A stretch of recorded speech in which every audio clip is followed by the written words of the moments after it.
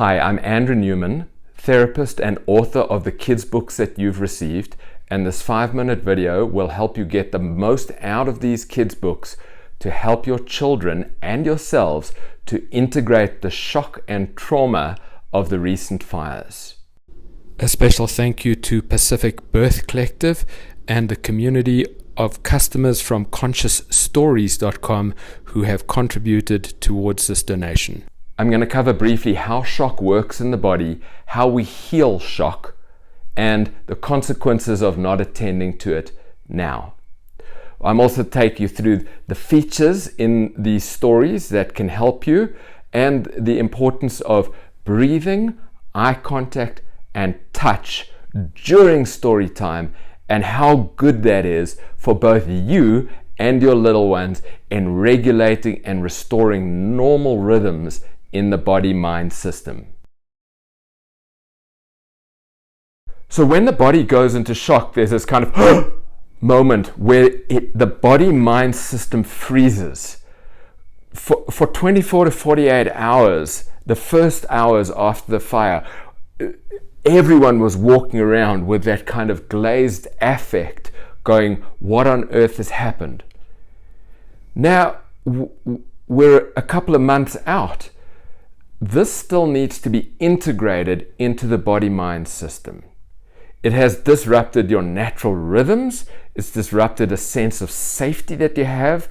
It's disrupted a sense of place that you have, both in your body and safety and place in your body and in the environment and on the island. So your environment, your rhythms, and your relationships are all in disarray inside self and in the community.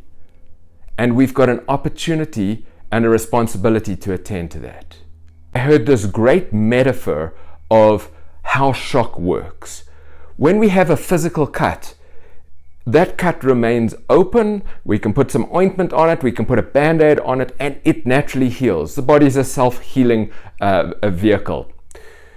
It's the same for our psyche. It wants to heal, and it knows how to heal given the right circumstances and the right environment. But for both the cut and the psyche, if it gets dirt in the cut and the cut gets closed over, that cut will get infected, right? And it'll affect a greater area of the body than just where the initial injury was. It's the same with the psyche.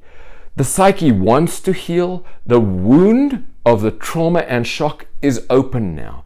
It can be worked with, it can be cleansed, it can have band-aids, and it will naturally go through its healing process. But if we don't attend to that now and it closes over, then the festering and the infection comes in. Now, how that presents later in life is mental health challenges that keep us from being able to have safe, meaningful relationships, that keep us from expressing our life purpose, that keep us from being creative and curious in the world, because our system is still working really hard to create safety, even though the incident was years ago. And so doing story time with these 3 stories can really help you and your kids to integrate this experience. The Boy Who Searched for Silence is going to help you find a place of silence deep in your interior, which is important to restore and reconnect to. The Little Brain People is going to take you through fight, flight, and freeze and show you how to get through that in the story back to a calm mind through pressing the all clear reset button. And then We Are Circle People is just this reminder of the aloha of community that is already so alive on the island, but that we are community, that our hands can reach out and touch and hold and connect in circle. And when we do that, we get to relax. I'm going to go through each story in a little bit more detail.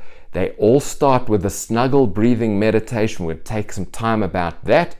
And they all have a little activity page at the end, and it'll take a little bit of time with that. And then you go out and do amazing story times with your little ones in the evenings, and know that just by doing that, you're in the act of attending to their trauma and their shock, your trauma and your shock, and doing the repair together through connection, through touch, through eye contact, through breathing, and through story. So one of the reasons why story time is such a good healer is that it's a shared, paired, connected experience that is intuitively has touch in it, that has shared moments of laughter or joy or curiosity or like, wow, wonder what's happening in the story now.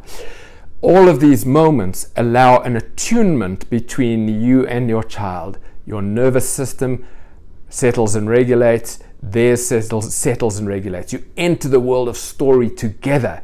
It's not like you being a parent and telling them what to do. This is a moment where you're alongside each other and you're going on an adventure together.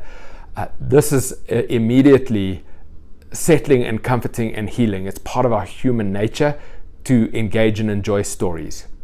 And to deepen that experience, we want to deepen the attunement between you and your child. How else could we say that? It's like, how closely are you in sync with each other? Are you guys keeping the rhythm? If you were both musicians playing the drums, would your drums be in rhythm together? And to get this rhythm connected, the start of each story has a snuggle breathing meditation. 4 simple breaths. I breathe for me, I breathe for you, I breathe for us, and I breathe for all that surrounds us. I just want to take you through that exactly how I would do it. I would say, breathing in, I breathe for me. My hand often goes to my heart. Nice long out breath, a little bit of a sigh. All physiological helpers to help your system down regulate. Let's do that again. I breathe for me.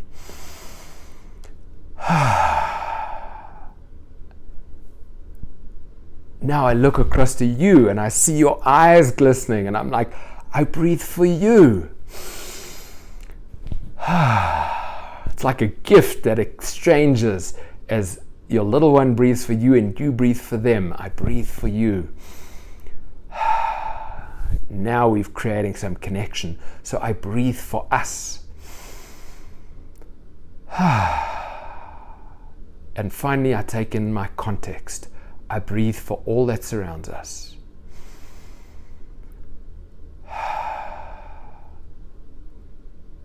Perhaps you've noticed, even in listening to me, that you started to breathe with me, and you might notice that my voice has gotten a little softer. That's not on purpose, that's just what happens. This is the softening and the downshift and the regulation that happens as we kind of come into our body just that little bit more grounded, a little bit more safe. And so my encouragement is that you do the snuggle breathing meditation often in the day. The start of story time, whether it's my books or another books, whether it's a transition tool that goes between home and school in the morning, after school coming back home, going into story. The more often we can create a rested, attuned state of togetherness, where the drumbeat of your child and your drumbeat is like you're aligned, you're with each other, you're really with each other. The more you can do that, the more the body will automatically go into its self-healing process, because it's not spending energy on creating safety, and it's not spending energy on wondering where the danger is. It can just begin to use all of that energy for its own well-being and healing that cut that I mentioned earlier, that is the initial injury. If I was reading these at school, I would read this book first, The Boy Who Searched for Silence, because it takes us into the deep stillness of silence. After that, we can teach. Kids will learn, but first we have to get that stability and that safety. And then here comes the learning, the little brain people. These are all about neurotransmitters that you may well have heard of. Serotonin and dopamine are two of the ones that we know the most. In fact, are probably adrenaline is probably the one that we know the most. There is cousin adrenaline jumping from his security watchtower, barking instructions. It's not safe, it's not safe, it's not safe. and that causes the fight, flight, and freeze. And that is the perfect setup for us to have a healing moment when anti-oxytocin comes and restores calm by pressing the all clear reset button and helping us remember you are safe, you are safe, you are safe. Just by reading the story and going through it, you're taking yourself and your kids through a healing journey. It's been integrated right into the story. And at the end, you've got the option of engaging with the activity page, the brain balance barometer. Each book has its own activity page, and this one particularly good for, are you feeling safe and calm? Are you having a yucky brain moment? Are you restoring calm? And there's some tips on how to restore calm that will be useful for you to practice with your little ones. Then come on over to We Are Circle People, and this one here, helping children find connection and belonging in the modern day village.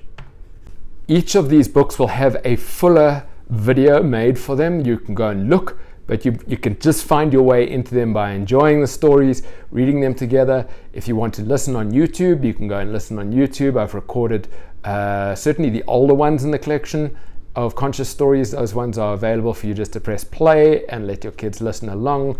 And if you need some support and you need help and you've got questions, please reach out through our contact page on consciousstories.com. And I'm here as a resource to come and do story time. We can do it over Zoom, we can do it in the schools, come and do it at a garden party or sit on the beach. I'm wishing you big sighs in the regulation and the return back to your center, your calmness, and your knowledge of your own safety.